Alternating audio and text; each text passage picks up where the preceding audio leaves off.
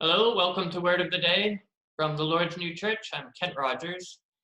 A couple of people have told me that I look kind of upset in these videos and I should smile more. I'm not very good at dissembling, and the truth is I have been very sad. A few people near me are in a state of deep sorrow, and that is hard. It's hard to see. Also, I'm chronically sad about the state of the natural world, the devastation of nature at the hands of human race, about the stockpiling of nuclear weapons, about war, about trafficking, about orphans, and about the caging of children. These are not political issues. These are moral and spiritual issues.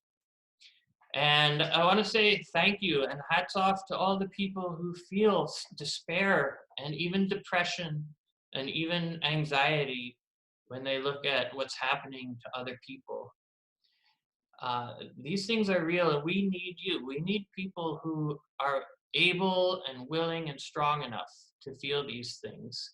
You are like the pain receptors of the body telling the brain, hey, move your hand away from the fire, and telling the cells nearby, please come help and heal this cut, this wound. Listen to this from Heavenly Secrets 6144.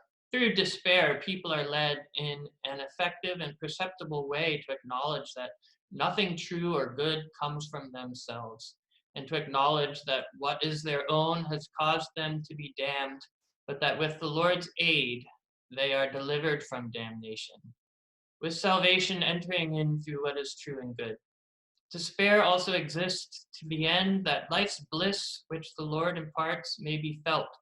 For when people come out of the state of despair, they are like those who have been condemned to death, but then freed from prison.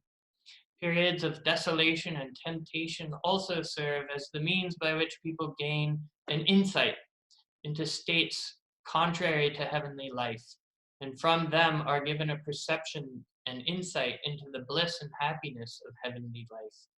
For a perception and insight into bliss and happiness come in no other way than from a contrast with their opposites. Therefore, so that they can have the one fully demonstrated as against the other, periods of desolation and temptation are protracted to the utmost, that is, to the point of despair. If you think of people like Martin Luther King, Greta Thunberg, and Mother Teresa, these are people who feel the despair of the human race. And this inspires them to do good. And we see that contrast, that the despair leads to states of heavenly life, which is to do good for other people and the world. This is from Heavenly Secrets 7166. The fact that temptation grows ever stronger until a person reaches the point of despair is plainly evident from the Lord's temptation in Gethsemane, and also after that on the cross, when it was made to reach the state of despair. Now, the Lord's temptation is the pattern which the temptation of faithful believers follows, which is why the Lord says that those who wish to follow him must take up their cross. For the glorification of the Lord is the pattern that the regeneration of human beings follows, and regeneration is effected chiefly by means of temptation. We must go through despair. It's part of our spiritual journey. It's part of what makes us truly human. And truly human is to be a receptacle of the Lord's love, that it might flow out into the earth. Even angels despair. True Christian Religion 852 has this to say: I heard the angels lamenting that there is such spiritual destitution at this day. And finally, I want to read to you from 3702, again from Heavenly Secrets. The human race was created to be the means through which the divine was united to the natural world, and the natural world united to the divine. And in this way, the lowest degree of the natural order might receive life from the divine, which would be a reality if the human race lived in accordance with divine order. So you see, our goal is to feel both the reality of life on earth, which is painful, and also the highest truth, which is that divine love and wisdom have a divine plan and providence, and that love will succeed, even if we can't see that way. And this way, in feeling both truths, we will let love flow through us and out to others. And sometimes we feel more of one, and sometimes we feel more of others, and that's okay. So I want to say hats off to those of you who are depressed because of the state of the world. We need you. I certainly hope that you come out and feel happiness again, but do not feel that there is something wrong if you're feeling unhappy. It's a part of life and it's okay.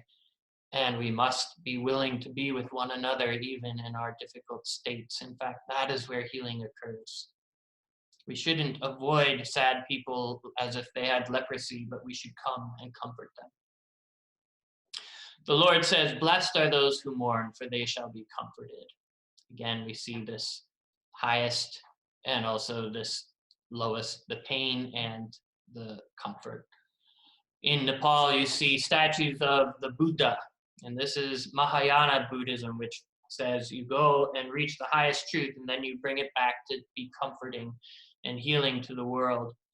And in these statues, the Buddha has one hand facing upwards and the other touching the ground, representing this goal. And his eyes are half closed, representing, again, that there is awareness of reality on earth as well as awareness of what is internal, the spiritual world. The Lord also says, "In this world you will have sorrow, but be of good cheer. I have overcome the world." So I pray that you all have a blessed day. And if you are sorrowing, thank you. And I also pray for your comfort. And if you have not been able to feel the sorrows of the reality of life and the planet, I also pray that you open yourself to feel those things, because in feeling them, then we are able to work to heal them. God bless to all of you.